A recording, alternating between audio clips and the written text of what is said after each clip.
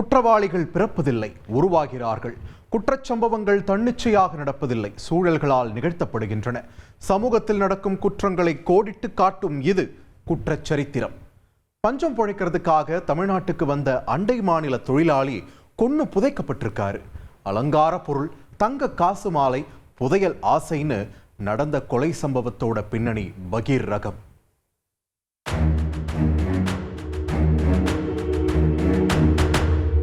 ஆள் அரவமற்ற பகுதி அன்று காவல்துறையினரின் முழு கட்டுப்பாட்டில் இருந்தது.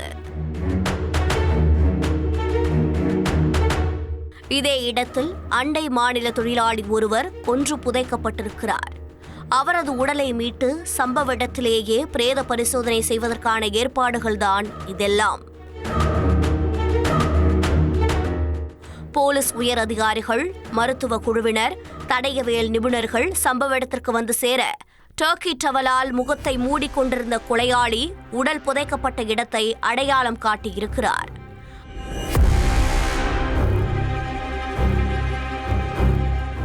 பத்து அடி ஆழத்தில் உடலை புதைத்து விட்டதாக தெரிவித்ததால் ஜேசிபி இயந்திரம் மூலம் மீட்பு பணியை தொடங்கியிருக்கிறார்கள்.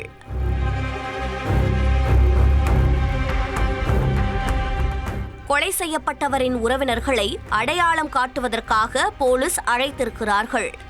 சிரித்த முகத்துடன் பார்த்த நபரை கடைசியாக எந்த கோலத்தில் பார்க்க நேரிடுமோ என்கிற பதைபதைப்போடு சென்ற பாட்டி சவக்குழியை நெருங்கும் போதே மயங்கி விழுந்திருக்கிறார்.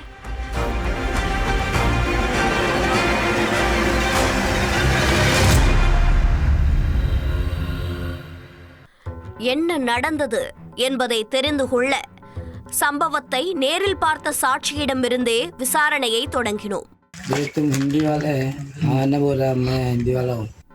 கொல்லப்பட்டவர் 40 வயதான திலீப். கர்நாடக மாநிலம் பெங்களூரைச் சேர்ந்தவர்.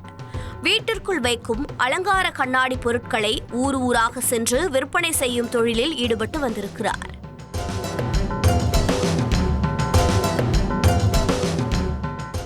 இந்நிலையில் 10 நாட்களுக்கு முன்பு திலீப்பும் அவருடைய உறவினரான கழுவா என்பவரும் தொழில் நிமித்தமாக தேனி மாவட்டம் ஆண்டிப்பட்டிக்கு வந்திருக்கிறார்கள். அங்கு கண்ணாடி பொருட்களை பேரம் பேசி வாங்க முயன்ற மோகன் என்கிற வாடிக்கையாளரிடம் தங்களிடம் விலை மதிப்புமிக்க தங்க காசு மாலை உள்ளது, அது ரொம்ப ரேர் பீஸ், 5 லட்சத்திற்கு வாங்கினால் 15 லட்சத்திற்கு விற்றுவிடலாம் என கம்பி கட்டி உள்ளனர். திலீப் அண்ட் கோவின் இந்த ஆஃபரை கேட்டதும் மோகனுக்கு அவரின் உறவினரான அண்ணஞ்சி பகுதியைச் சேர்ந்த ஜெயக்குமார் என்பவரின் பரிதாப கதை நினைவிற்கு வந்திருக்கிறது. காரணம், 2 வருடங்களுக்கு முன்பு ஜெயக்குமாரிடம் இதே போலதான் ஒரு கும்பல் ரொம்ப ரேர் பீஸ் என ஆசையை தூண்டி போலி நகையை தலையில் கட்டிவிட்டு 2.5 லட்சத்தை ஏமாற்றி சென்றுள்ளனர். உடனடியாக திலீப்பையும் அவரது கூட்டாளியான கழுவாவையும் கஸ்டடிக்குள் கொண்டு வந்த மோகனும் அவரின் நண்பர்களும் அப்பகுதியைச் சேர்ந்த முக்கிய பிரமுகரின் இடத்தில் கட்டி வைத்து தென்னமட்டையால் அடித்து வெளுத்திருக்கிறார்கள். இதைத் தொடர்ந்து ஜெயக்குமார் அந்த 2 ரேர் பீஸுகளையும் உடனடியாக அவருடைய இடத்திற்கு அனுப்பி வைக்குமாறு வேண்டுகோள் விடுத்திருக்கிறார். ஆனால் நடந்த மோசடி சம்பவத்திற்கும் கழுவாவிற்கும் எந்த தொடர்பும் இல்லை என நம்பிய மோகன் அவரை மட்டும் விடுவித்துவிட்டு திலீப்பை ஜெயக்குமாரின் தோட்டத்திற்கு அனுப்பி வைத்துள்ளார். 2.5 லட்சத்தை ஏமாந்த விரக்தியில் இருந்த ஜெயக்குமார் திலீப்பிடம் மிக கொடூரமான முறையில் விசாரணை மேற்கொண்டுள்ளார்.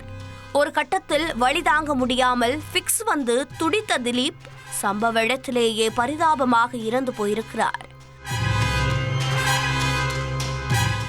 நடந்த கொலையை மறைக்க திட்டம் போட்டவர்கள் திலீப்பின் உடலை அங்கேயே 10 அடி ஆழத்தில் குழி தோண்டி புதைத்துவிட்டு கடந்த 10 நாட்களாக ஒன்றும் தெரியாதது போல சகஜமாக நடமாடி உள்ளனர். இந்நிலையில் கடத்தி செல்லப்பட்ட திலீப்புக்கு என்ன ஆனது என்றே தெரியாததால் அவருடைய உறவினர்கள் கழுவாவிடம் விசாரித்திருக்கிறார்கள். அவர் நடந்ததை விவரிக்க பதற்றமடைந்தவர்கள் உடனடியாக போலீசில் புகார் அளித்துள்ளனர். அந்த புகாரின் பேரில் வழக்கு பதிவு செய்த போலீசார் இந்த கொலை வழக்கில் தொடர்புடைய ஜெயக்குமார், மோகன் உட்பட மொத்தம் 7 பேரை கைது செய்து சிறையில் அடைத்துள்ளனர். ஊர்ல முக்கியஸ்தரா இருந்த ஒரு கிராம தலைவர் கொடூரமான முறையில கத்தியால குத்தி கொலை செய்யப்பட்டிருக்காரு. கொலைக்கு காரணம் முன்பகையா, சொத்தால் வந்த வினையா? ஆசை தம்பியை பறிகொடுத்து விட்டோமே என்ற மன விரக்தியில் இறந்தவரின் போட்டோவை பார்த்தவாறு உடைந்து போயிருந்தார் அந்த வயதான சகோதரி. இரத்த சொந்தங்களாலும் அன்னாரது மரணச் செய்தியை அவ்வளவு எளிதில் ஜீரணித்துக் கொள்ள முடியவில்லை. எந்த நல்லது கெட்டது என்றாலும் முதல் ஆளாக ஓடிவந்து நிற்கக்கூடிய கிராம தலைவர் இன்று அவர்களுடன் இல்லை. இனி அவர் எப்போதும் வரப்போவதில்லை என நினைக்கும் போதே அந்த ஊர் மொத்தமும் சோகத்தில் மூழ்கி போயிருந்தது.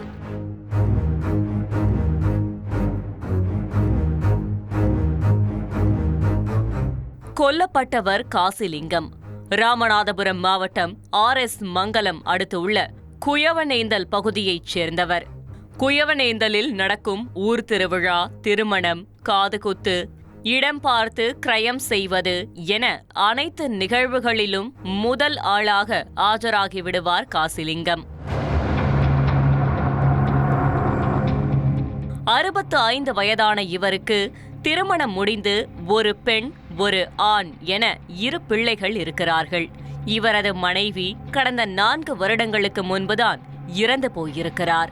இதனால் காசிலிங்கத்தின் மகள் கணவனுடன் தந்தைக்கு ஒத்தாசையாக வசித்து வந்திருக்கிறார்.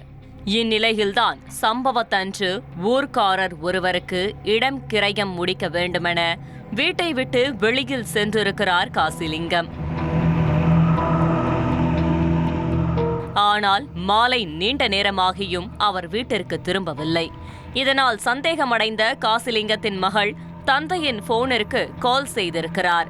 ஆனால் போன் சுவிட்ச் ஆஃப் என வந்திருக்கிறது.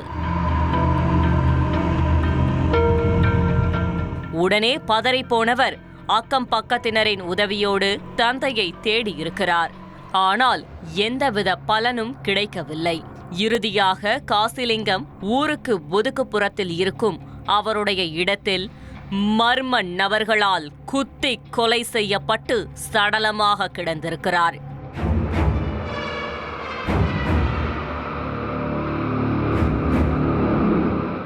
சம்பவம் தொடர்பாக திருப்பாலைக்குடி காவல் நிலையத்தில் புகார் கொடுக்கப்பட்டிருக்கிறது.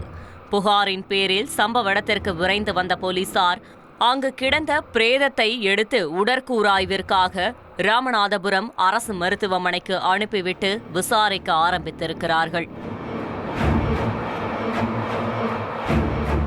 அதோடு சம்பவ இடத்தில் காசிலிங்கத்தின் 2 வீலர் மட்டும் சைட் லாக் செய்து இருந்திருக்கிறது.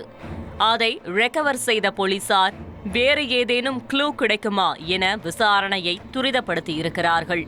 அதில்தான் பல திடுக்கிடும் தகவல்கள் வெளிவந்திருக்கிறது.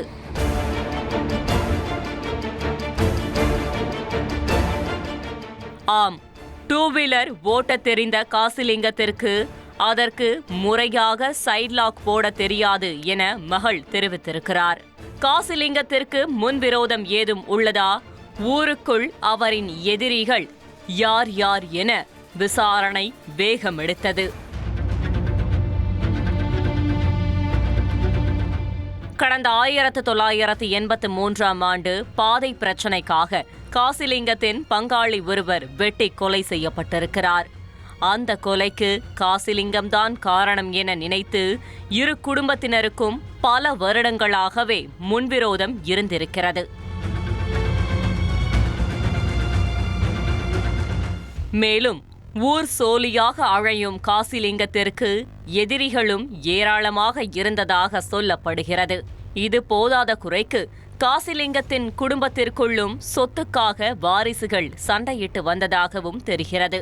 இப்படி காசிலிங்கத்திற்கு உறவுக்குள்ளேயும் ஊருக்குள்ளேயும் சில பல எதிரிகள் இருப்பதால் யாராவது கூலிப்படை வைத்து இவரை தீர்த்து கட்டியிருக்கலாம் என்கிற சந்தேகம் வலுத்திருக்கிறது. நடந்த சம்பவம் தொடர்பாக கொலை வழக்கு பதிவு செய்த போலீசார் கொலையாளி யார் என்பது குறித்து பல்வேறு கோணங்களில் தீவிர விசாரணை மேற்கொண்டு வருகின்றனர்.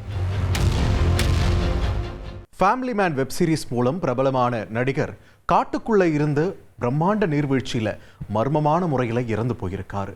நடந்தது கொலைதான்னு உறவினர்கள் குற்றம் சாட்டியுள்ள நிலையில போலீஸ் விசாரணை சொல்வது என்ன? ஃபேமிலி மேன் வெப் சீரிஸும் அதை சுற்றி எழக்கூடிய சர்ச்சைகளும் இரண்டர கலந்த ஒன்றாகவே உள்ளது. ISI தீவிரவாத அமைப்பினர் கேரளா மற்றும் தமிழ்நாட்டிற்குள் எவ்வாறு ஊடுருவுகிறார்கள் என்பதை கதைக்களமாக கொண்டு வெளியான 2 சீசனும் பலதரப்பட்ட எதிர்ப்புகளுக்கு மத்தியில் OTT ஆடியன்ஸிடமிருந்து நல்ல வரவேற்பை பெற்றது. இந்த நிலையில் ஃபேமிலி மேன் 3 எப்போது வெளியாகும் என்கிற ரிலீஸ் அப்டேட்டுக்காக காத்திருந்த ஃபேன்ஸுக்கு ஷாக் கொடுத்திருக்கிறது அதில் நடித்திருந்த இளம் நடிகரின் மர்ம மரணம். நண்பர்களோடு வீக்கெண்ட் கொண்டாட்டத்திற்காக காட்டுக்குள் உள்ள நீர்வீழ்ச்சிக்கு சென்றவர் அங்கு மர்மமான முறையில் இறந்து போயிருக்கிறார். நடந்தது கொலைதான் என இளைஞரின் குடும்பத்தினர் குற்றச்சாட்டு வைத்துள்ள நிலையில் உண்மையை தெரிந்து கொள்ள விசாரணையில் இறங்கினோம். உயிரிழந்தவர் 25 வயதான ரோஹித் பாஸ்போர். ஃபேமிலி மேன் 3 வெப் சீரிஸில் நடிகர்கள் மனோஜ் பாஜ்பாய், ஜெய்தீப் மற்றும் பிரியாமணியோடு இணைந்து முக்கிய கதாபாத்திரத்தில் நடித்துள்ளார். வரும் நவம்பர் மாதம் இந்த சீரீஸ் வெளியாகும் என தெரிவிக்கப்பட்டிருந்த நிலையில் திடீரென ரோஹித் பாஸ்போர் மர்ம மரணம் அடைந்திருப்பது ஃபேமிலி மேன் குழுவினரை பெரும் அதிர்ச்சிக்கு உள்ளாக்கி உள்ளது. ரோஹித் பாஸ்போருக்கு ஃபேமிலி மேனில் நடிக்கும் வாய்ப்பு எளிதில் கிடைத்துவிடவில்லை. அசாம் மாநிலம் கர்பாங்கா பகுதியைச் சேர்ந்த ஏழ்மையான குடும்பத்தில் பிறந்த ரோஹித் சிறு வயதில் இருந்தே மார்ஷல் ஆர்ட்ஸில் அதீத ஆர்வம் கொண்டவராக இருந்திருக்கிறார். பல விருதுகளை வாங்கி குவித்துள்ள ரோஹித் தினசரி ஜிம்மிற்கு சென்று உடலை கட்டுமஸ்தாக வைத்துக் கொள்ள வேண்டும் என அதீத ஆர்வம் காட்டி வந்துள்ளார். இவருடைய தனி திறனோடு நடிகனாக வேண்டுமென்ற ஆசையும் சேர்ந்து கொள்ள வாய்ப்பு கிடைக்கும் மேடை அனைத்திலும் ஜனரஞ்சகமாக பெர்ஃபார்ம் செய்து வந்திருக்கிறார். பல சினிமா கம்பெனிகளில் ரிஜெக்ட் ஆன ரோஹித்திற்கு ஃபேமிலி மேனில் கேரக்டர் ரோல் கிடைத்திருக்கிறது. இத்தனை காலம் அங்கீகாரத்திற்கு பட்ட கஷ்டங்கள் ஃபேமிலி மேன் வெளியான பிறகு ஆனந்தமாக மாறப்போகிறதென நினைத்திருந்த வேளையில்தான் யாரும் எதிர்பாராத இந்த சம்பவம் நடந்துள்ளது. ரோஹித்துக்கு மார்ஷல் ஆர்ட்ஸ் மற்றும் சினிமாவை போல அட்வென்ச்சர் பயணங்களை மேற்கொள்வதும் பிடித்தமான ஒன்றாக இருந்திருக்கிறது. சென்ற ஞாயிற்றுக்கிழமை காலையில் ரோஹித் அவருடைய நண்பர்கள் 9 பேருடன் வீட்டிற்கு அருகில் இருந்த கர்பங்கா காட்டில் உள்ள நீர்வீழ்ச்சிக்கு சென்றுள்ளார். திடீரென மாலை 4 மணி அளவில் ரோஹித் நீர்வீழ்ச்சிக்குள் தவறி விழுந்து விட்டதாக போலீசாருக்கு தகவல் சென்றிருக்கிறது. உடனடியாக சம்பவ இடத்திற்கு விரைந்த காவல்துறையினர் SDRF குழுவின் உதவியோடு அன்றிரவு ரோஹித்தின் உடலை மீட்டுள்ளனர். ரோஹித்தின் உடலில் பல இடங்களில் காயம் இருந்த காரணத்தால் நடந்தது கொலையாக இருப்பதற்கான வாய்ப்பிருப்பதாக சந்தேகித்துள்ளனர். ரோஹித்தின் பெற்றோரிடம் விசாரணையும் மேற்கொண்டிருக்கிறார்கள். இதில் சம்பவம் நடந்த அன்று ரோஹித் நண்பர்களுடன் வெளியே செல்ல மறுத்ததாகவும் அவர்கள் வலுக்கட்டாயப்படுத்தி வீட்டிலிருந்து மகனை அழைத்துச் சென்றதாகவும் தெரிவித்தது காவல்துறையின் சந்தேகத்தை மேலும் வலுவடைய வைத்துள்ளது. சில நாட்களுக்கு முன்பு ரோஹித்திற்கும் அதே பகுதியைச் சேர்ந்த சில வாலிபர்களுக்கும் பைக் பார்க்கிங் தொடர்பாக பிரச்சனை எழுந்துள்ளது. அப்போதே எதிர்த்தரப்பைச் சேர்ந்தவர்கள் ரோஹித்தை கொல்லாமல் விடமாட்டேன் என மிரட்டியதாக கூறி பகீர் கிளப்பியுள்ளனர். சம்பவம் நடந்த அன்று எதிரிகளுடன் நெருங்கி பழகக்கூடிய நண்பர்கள்தான் ரோஹித்தை வீட்டிற்கு வந்து காட்டிற்குள் ட்ரெக்கிங் செல்ல அழைத்திருக்கிறார்கள். ஏற்கனவே பிரச்சனை இருந்த காரணத்தால் அவர் வெளியே செல்ல தயங்கி உள்ளார்.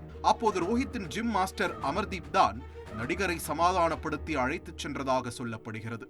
2 தரப்பினருக்கும் முன்விரோதம் இருந்த காரணத்தால் அதே பகுதியைச் சேர்ந்த ரஞ்சித், அசோக் மற்றும் தர்ம பாஸ்போர் ஆகியோர் மீது சந்தேகம் இருப்பதாக ரோஹித்தின் உறவினர்கள் தெரிவித்துள்ளனர். இந்த சம்பவம் தொடர்பாக சந்தேக மரணம் என வழக்கு பதிவு செய்துள்ள போலீசார் ரோஹித்தின் உடலை பிரேத பரிசோதனைக்காக அனுப்பி வைத்துள்ளனர். மேலும் குற்றச்சாட்டுக்குள்ளான மூவரும் ஜிம் பயிற்சியாளரும் தற்போது தலைமறைவாக இருப்பதால் அவர்களையும் வலைவீசி தேடி வருகின்றனர். ரோஹித்தை காட்டிற்குள் அழைத்துச் சென்ற நண்பர்கள் சிக்கிய பிறகே இந்த மரணத்தில் உள்ள மர்மம் விலகும். மீண்டும் நாளை இரவு 10 மணிக்கு நம்மை சுற்றி நடக்கும் குற்றச்சம்பவங்களின் முழு பின்னணியோடு உங்களை சந்திக்கும் வரை விடைபெறுவது பார்த்திபன்.